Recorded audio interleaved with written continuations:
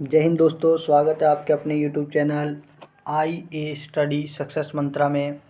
आज हम railway previous question देखेंगे। जो भी रेलवे में साइंस के प्रीवियस क्वेश्चन पूछे गए हैं पिछले साल, ठीक है, उसके बारे में देखेंगे।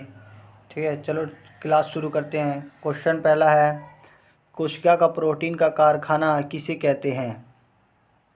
ऑप्शन है आपके हरित लवक, लाइसोसोम्स, माइटोकॉन्ड्रिया। इसको करने के लिए आपको 10 सेकंड का टाइम मिलेगा। तो ये आपका टाइम शुरू होता है अब।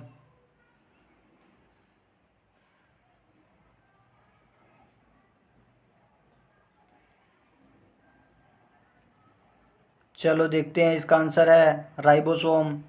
कोशिका का प्रोटीन का कारखाना किसे कहा जाता है? राइबोसोम को कहा जाता है। और ये क्वेश्चन आपका आरआरबी एएलपी 2018 में पूछा गया क्वेश्चन है, मोस्ट इम्पोर्टेंट क्वेश्चन है। इसके बारे में देख लेते हैं। कोशिका का सबसे छोटा अंग, यानी कोशिका का सबसे छोटा अंग कौन सा होता है? तो कोशिका का सबसे छोटा अंग राइबोसोम्स होता है। ठीक है, राइबोसोम्स क्या होती है? झिल्ली विहीन होती है। राइबोसोम झिल्ली विहीन होती है। प्रोटीन की फैक्ट्री और प्रोटीन का कारखाना किसे कहा जाता है? तो राइबोसोम को प्रोटीन की फैक्ट्री और प्रोटीन का कारखाना कहा जाता है। 1955 में पेलाडे ने राइबोसोम की खोज की थी। 1955 में पेलाडे ने राइबोसोम की खोज की थी और इसने जंतु कोशिकाओं में इसकी खोज की थी। राइबोसोम दो प्रकार के होते हैं, एक होता है 70S, एक होता है 80S। ठीक है, आपको समझ में आ गया होगा। ये मोस्ट इम्पोर्टेंट क्वेश्चन है, इसके बारे में ये फैक्ट आप ध्यान रखेंगे। ये एलपी 2018 में पूछा गया है। ठीक है, नेक्स्ट क्वेश्चन देखते हैं। नेक्स्ट क्वेश्चन है, निम्नलिखित में से कौन सा कोशिकांग केवल पशु कोशिकाओं में पाया जाता है? ऑप्शन है lysosomes, Golgi bodies, centrosome, ribosome. आपका टाइमिंग शुरू होता है अब।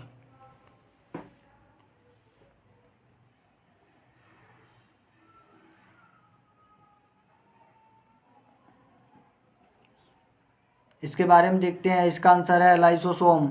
पोषक कोशिका में पाया जाता है इनमें से लाइसोसोम्स। इसके बारे में देख लेते हैं। ये आरआरबी ग्रुप डी 2018 में पूछा हुआ क्वेश्चन है। आरआरबी ग्रुप डी 2018 में ये क्वेश्चन पूछा गया था, ये बात ध्यान रख। लाइसोसोम के बारे में देखते हैं। अत्यमहत्ता की थैली, कोशिका की अत्यमहत्ता की थैली लाइसोसोम को कहा जाता है। हानिकारक सूक्ष्म जीव को मारता है। लाइसोसोम क्या करता है? हानिकारक सूक्ष्म जीवों को मारता है। लाइसोसोम की खोज, क्वेश्चन आता है लाइसोसोम की खोज किसने की थी? तो क्रिश्चियन डी डूबे, या डी डूबे आ जाता है, या तो डी डूबे आ जाएगा या क्रिश्चियन डी डूबे आ जाएगा। पाचक एंजाइम भरा होता है लाइसोसोम में। क्या होता है? पाचक एंजाइम भरा होता है और कोशिका के अंदर पाचन का कार्य करता है ये। ठीक है, लाइसोसोम को एटम बम भी कहा जाता है। लाइसोसोम को एटम बम कहा जाता है क्योंकि क्या होता है, जब कोशिकाएं काम नहीं करती तो ये स्वयं फटकर उसको रिलीज कर देती है। ठीक है, आरबीसी में लाइसोसोम नहीं पाया जाता है। आरबीसी में लाइसोसोम नहीं पाया जाता और मृत कोशिकाएं जो शरीर में होती हैं उसको नष्ट करने का कार्य भी लाइसोसोम का होता है। ठीक है, ये ध्यान रखना। ये क्वेश्चन आरआरबी एएलपी 2018 में पूछा गया, मोस्ट इंपोर्टेंट क्वेश्चन है। देखते हैं नेक्स्ट क्वेश्चन। जीवन की मूलभूत इकाई क्या है? जीवन की मूलभूत इकाई क्या है? ऑप्शन है आपका कोशिका, अंग, उत्तक और नाभिक। आपका टाइमिंग शुरू होता है अब।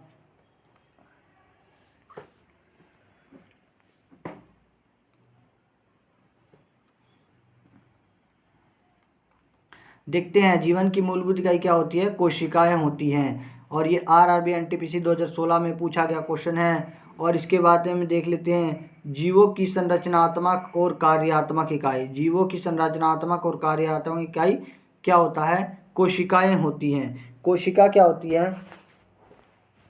कोशिकाएं होती हैं। ठीक है, नेक्स्ट क्वेश्चन देखेंगे। नेक्स्ट क्वेश्चन देखेंगे अब। किस कोशिकांग को कोशिका का मास्टर कहा जाता है? ऑप्शन है आपके एंडोप्लाज्मिक रेटिकुलम, माइटोकॉन्ड्रिया, न्यूक्लियोलस और नाभिक। तो इसका आपका टाइमिंग शुरू होता है अब।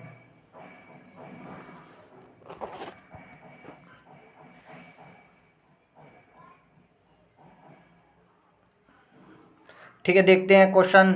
किस कोशिकांग को कोशिका का मास्टर कहा जाता है? तो इसका आंसर होगा नाभिक।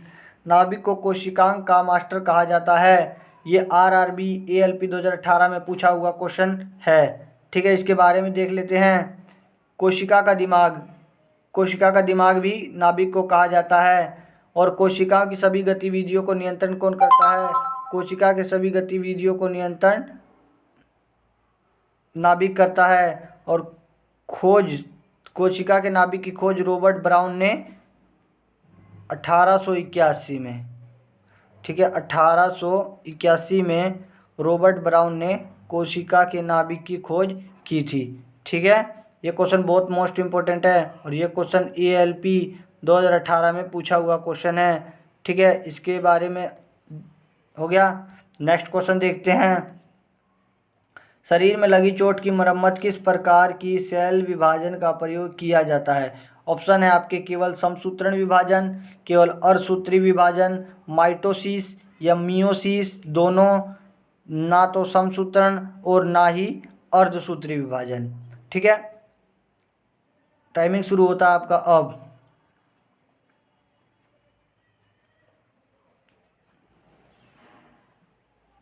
ये जितने भी क्वेश्चन करवाए जा रहे हैं सभी रेलवे में पूछे हुए क्वेश्चन हैं। ठीक है, तो इसका आंसर देखते हैं। केवल समसूत्रण विभाजन, शरीर की जो चोट लग जाती है उसका मरम्मत कौन करता है? समसूत्रण विभाजन। इसके बारे में देख लेते हैं। RRB NTPC 2016 में पूछा हुआ क्वेश्चन है। ठीक है, और ये विभाजन क्या होता है? विभाजन केवल कायिक या देही कोशिकाओं में होता है। क्वेश्चन आ जाता है किसका विभाजन कायिक और देही कोशिका में होता है? तो समसूत्रण का विभाजन जो होता है वो कायिक और देही कोशिका में होता है। और वाल्टर ने इसकी खोज की थी। वाल्टर ने समसूत्रण की खोज की थी। कोशिकाओं को दो भागों में विभाजित कर देता है ये। और उदाहरण है इसका छिपकली और चूहे की पूंछ। आपने देखा होगा छिपकली की पूंछ कट जाती है या चूहे का पूंछ कट जाता है तो वापस जम जाता है। इसमें कोशिका का दो विभाजन होता है। जिसका विभाजन उसका होता है उसको बोलते हैं मदर सेल, उसको बोलते हैं मदर सेल। ठीक है, मदर सेल बोलते हैं। इस मदर सेल का विभाजन कितने पार्ट में हो जाता है? दो हो जाता है। जिसका विभाजन होता है उसको बोलते हैं मदर सेल, और विभाजन से जो नहीं निकलती है उसको बोलते हैं डॉटर सेल। ठीक है, उसको बोलते हैं डॉटर सेल। तो दो डॉटर सेल उत्पन्न हो जाती है। ठीक है, ये बात याद रखना, ये मोस्ट इंपॉर्टेंट क्वेश्चन है। RRB NTPC 2016 में पूछा हुआ क्वेश्चन है। ठीक है, इसके बाद देखते हैं नेक्स्ट क्वेश्चन। नेक्स्ट क्वेश्चन देखते हैं। एक पशु के शरीर की सबसे बड़ी कोशिका इनमें से कौन सी है? ऑप्शन है आपके ये रहे। ठीक है, तो आपका टाइमिंग शुरू होता है अब।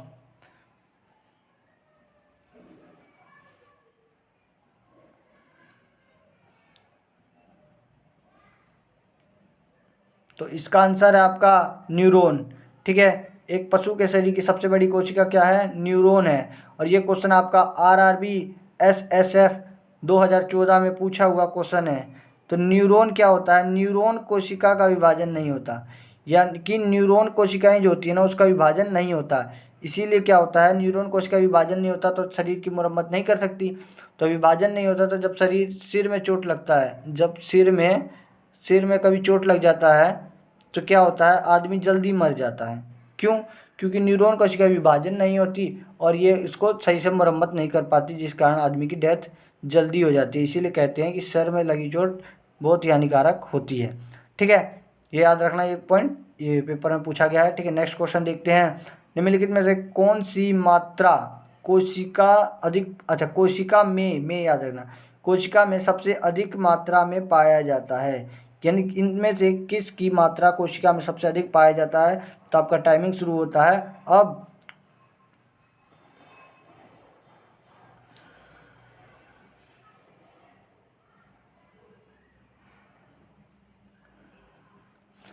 ठीक है, इसके बारे में देखते हैं। इसका आंसर है जल।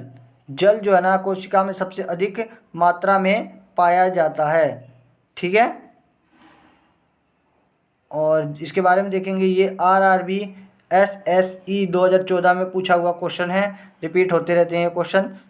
कोशिका की 80% जल की मात्रा पाई जाती है, यानी कोशिका में जो सबसे 80% जल की मात्रा पाई जाती है। ठीक है, देखते हैं।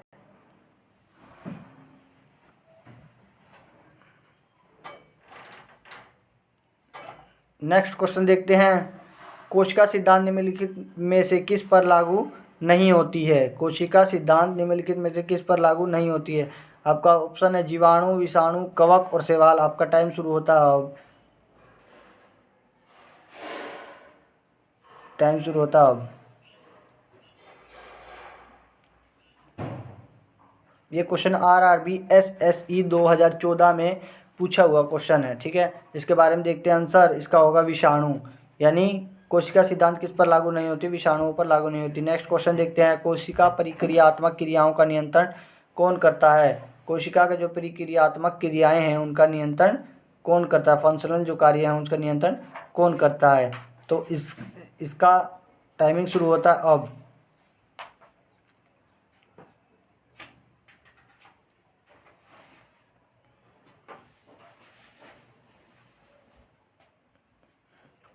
तो देखते हैं इसके बारे में। इसका आंसर केंद्रक होगा। केंद्रक क्या करता है? कोशिकाओं की जितने भी क्रियात्मक कार्य होते हैं परिक्रियात्मक, उसको नियंत्रण करता है। इसके बारे में नेक्स्ट क्वेश्चन देखते हैं, निम्नलिखित में से किस में विभाजित सेल गुणसूत्रों के मध्य रेखा में स्थित होता है? यानी विभाजित सेल जो है ना गुणसूत्र के मध्य में स्थित होता है, ठीक है। तो इसका अब एनाफेज, टेलोफेज, मेटाफेज और प्रोफेज। आपका टाइमिंग शुरू होता है अब।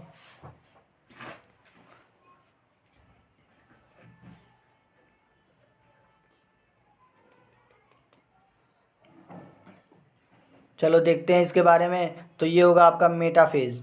मेटाफेज क्या होता है? जब विभाजन होता है, यानी कि ये समसूत्रण जब विभाजन होता है ना, तो उस समय है समसूत्रण। देखो बता रहा हूँ आपको इसके बारे में।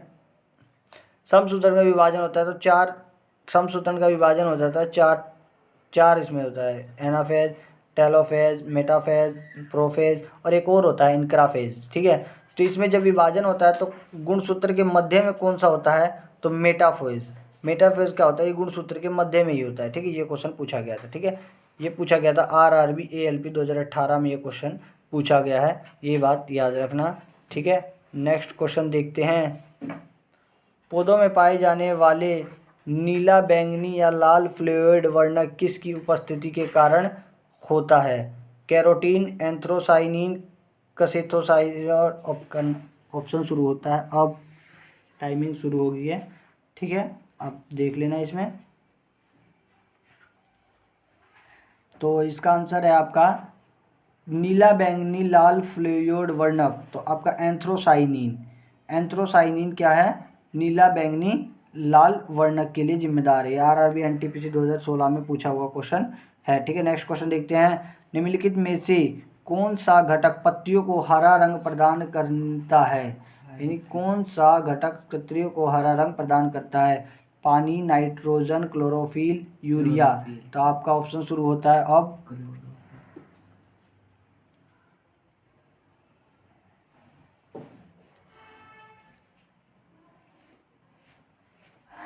तो देखते हैं इसका आंसर है क्लोरोफिल, ठीक है। क्लोरोफिल क्या होता है? पत्तियों के हरा रंग के लिए जिम्मेदार होता है, ठीक है। तो इसके बारे में देख लेते हैं, क्लोरोफिल क्या होता है? पत्तियों के हरा रंग के जिम्मेदार होता है। क्लोरोफिल क्या के बारे में देखते हैं। क्लोरोफिल प्रकाश संश्लेषण में महत्वपूर्ण भूमिका निभाता है। क्लोरोफिल क्या करता है? प्रकाश संश्लेषण में महत्वपूर्ण भूमिका निभाता है। और क्लोरोफिल की कोशिकाओं को रसोई का घर कहा जाता है।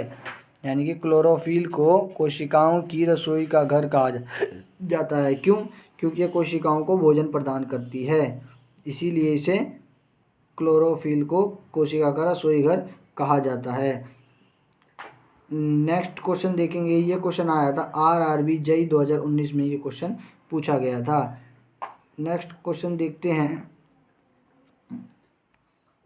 निम्नलिखित में से कौन सा कोशिकांग और पादप कोशिकाओं में पाया जाता है किंतु पशु कोशिकाओं में नहीं पाया जाता है? Chloroplast, ribosome, mitochondria, endoplasm reticulum, ठीक है। आपका टाइमिंग शुरू होता है अब।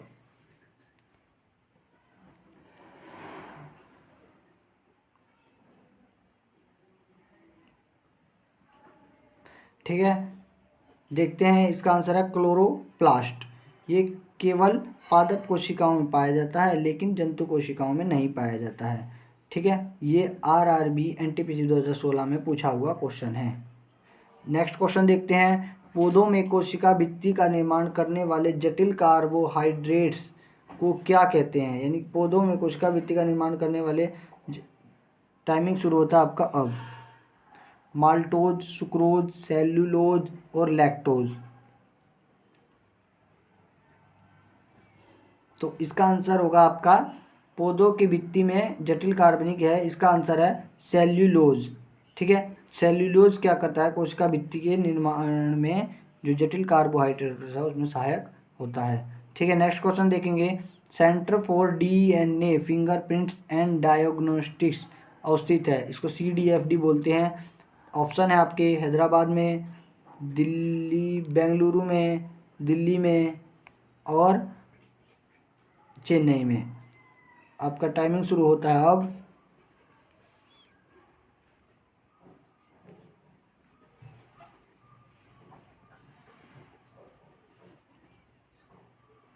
तो इसका आंसर है आपका हैदराबाद में। ठीक है, और ये क्वेश्चन आपका RRB ASM 2002 में पूछा हुआ क्वेश्चन है। ठीक है, इसके बारे में देख लेते हैं। यह संस्थान जैव प्रौद्योगिकी विभाग एवं विज्ञान एवं प्रौद्योगिकी मंत्रालय का स्वायत्त केंद्र है। क्वेश्चन आ जाता है किसका केंद्र है ये? जैव एवं प्रौद्योगिकी विज्ञान और विज्ञान प्रौद्योगिकी विभाग का मंत्रालय है। ये आधुनिक जीव विज्ञान के अग्रणी क्षेत्रों में अनुसंधान करने एवं सेवाएं प्रदान करने में लगा हुआ है। CDFD का मुख्य सेवाओं DNA फिंगरप्रिंट, नैदानिक जीनोम विश्लेषण एवं जैव संरचना प्रणाली शामिल है।